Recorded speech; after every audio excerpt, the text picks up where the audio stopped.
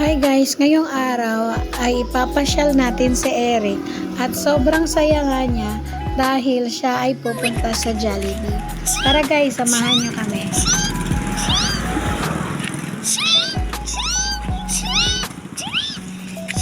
Saan ka punta, Eric? Jelly!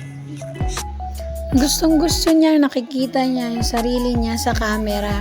Minsan nga, nagsiselfie-selfie na din siya. Kaya ayan guys, nagpapakyut siya habang binivideohan ko siya.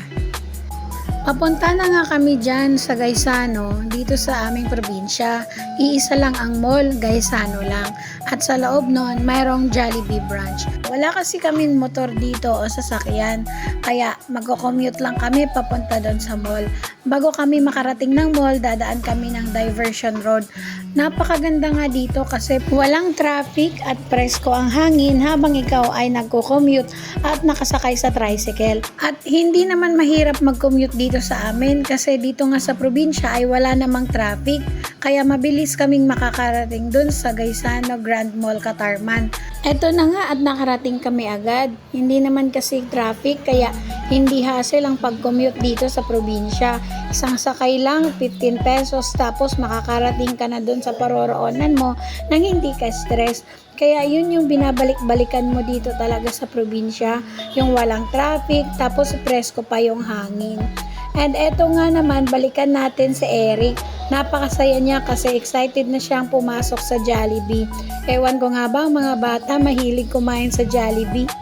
Pagpasok nga namin ay umorder na ako agad. Sa anak ko talaga gustong-gusto niya yung chicken dito.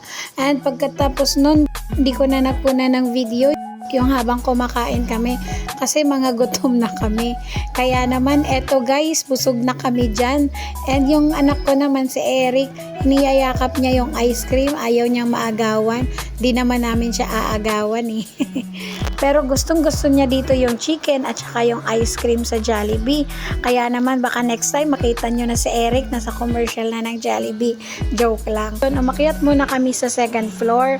And ayan, makikita nyo, I'm so happy talaga kasi natuto na siyang magbike. Meron kasi siyang bike doon sa Jensan. Nung binili namin yon, hindi pa siya marunong magbike. Mahina pa ang kanyang psychomotor skill. Pero ngayon guys, makikita nyo, ang galing-galing na niyang magbike. Kaya naman parang mapapabili tayo ng bike nito dito sa probinsya. Pero saka na yan kapag meron na tayong pambili. You can do it.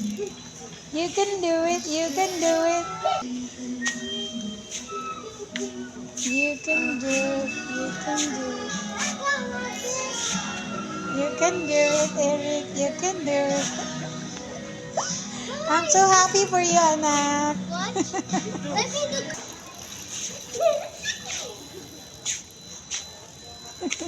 Pagbaba namin, nakita niya rin itong Minions, banana daw sabi niya. And sobrang saya niya nung nakasakay na siya. Pinagbigyan ko na kasi minsan lang naman. And 10 pesos lang naman ang bayad para makasakay dyan. Pagkatapos niyan, umuwi na rin kami and sobrang saya. Kaya naman guys, wag nating ikukulong ang ating mga anak sa ating mga bahay. Minsan, isama rin natin sila sa mga public places at makikita nyo, malaki ang development ng ating mga awesome kid. Thank you for watching. Please follow, like, and share.